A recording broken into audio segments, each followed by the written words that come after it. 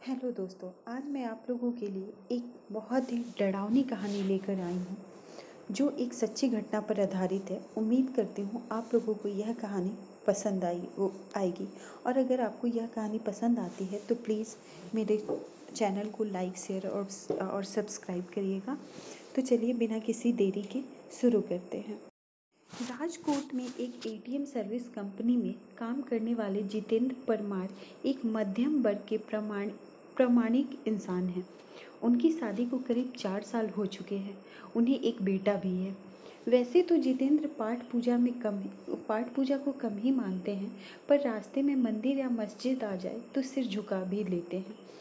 जितेंद्र की नौकरी का समय तो दिन में 8.5 घंटे होता है, पर एटीएम मशीन का फॉल्ट आने पर उन्हें रात के किसी भी वक्त सर्विस देने जाना पड़ता है। अपनी इस काम के चलते वह एक रात अपनी बाइक पर जा रहे थे। उन्हें शहर से थोड़ी दूर बसे एक रिहाइश इलाके के पास एटीएम फॉल्ट ठीक करने जाना था। वैसे तो इस काम के लिए 2 एग्जीक्यूटिव जाते हैं, पर जितेंद्र का पार्टनर उस रात बीमार था, तो सर्विसिंग के लिए उन्हें अकेले ही जाना पड़ा। स्पॉट पर जाकर जितेंद्र ने अपनी बाइक स्टैंड पर लगाई। तभी उन्हें वहां एटीएम बूथ पर एक लड़की दिखी।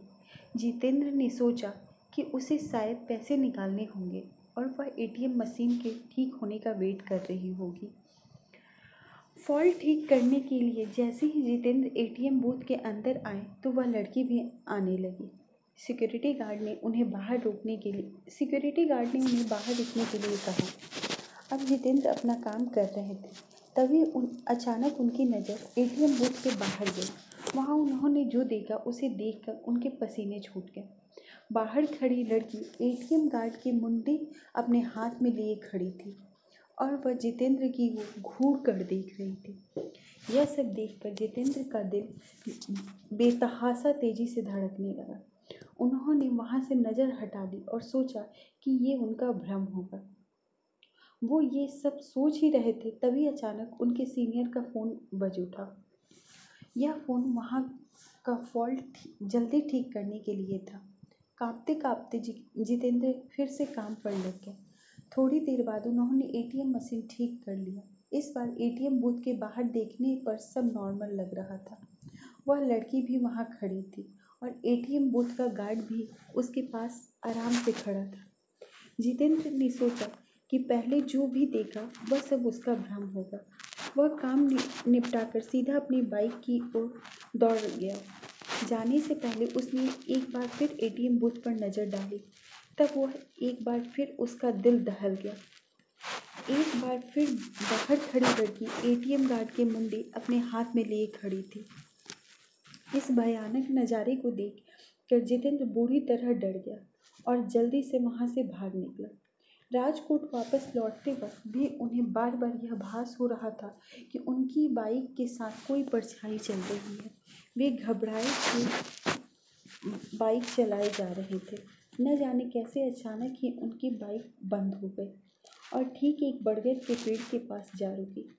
जितेंद्र जी को यकीन नहीं हो रहा था कि उनके साथ यह सचमुच हो रहा है या यह सिर्फ एक वहम है या इत्तेफाक। उन्होंने नज़र उठाई तो बरगद की शाख पर झूलती एक आकृति नजर आई। उसके हाथ में एक नर मूंद था और वो अजीब घबराहट भरी आवाज़ में कुछ बोल रही थी। जितेंद्र जी यह सब देखकर वहीं जड़ हो गए। न उनकी चीख निकली, न उनके अंदर हिलने की ताकत बची। चुड़ैल पेड़ से उतरी। उसके उल्टे पांव देखकर जितेंद्र जी के पसीने छूट गए। उन्होंने आंखें मूंद ली और भगवान को याद करने लगे। चुड़ैल उनके बगल में आकर बैठ गई और उनका सर सहलाने लगी। इसके बाद जितेंद्र जी को कुछ याद नहीं है कि उनके साथ क्या हुआ। जब होश आया तो वो एक हॉस्पिटल में थे। सुबह कुछ स्थानीय लोगों ने उन्हें बेहोश पड़ा देखकर हॉस्पिटल पहुंचा दिया था। इस घटना के 1 महीने के बाद जितेंद्र बेसुध रहे और काफ़ी पूजा पाठ के बाद उनकी हालत फिर से सामान्य हो पाई।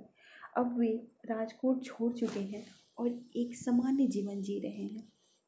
उम्मीद करती हूँ दोस्तों आपको यह कहानी पसंद आई होगी, और अगर आपको यह कहानी पसंद आई है तो प्लीज़ प्लीज़ प्लीज़ मुझे सपोर्ट करिए और मेरे चैनल को लाइक शेयर और सब्सक्राइब करिए। धन्यवाद।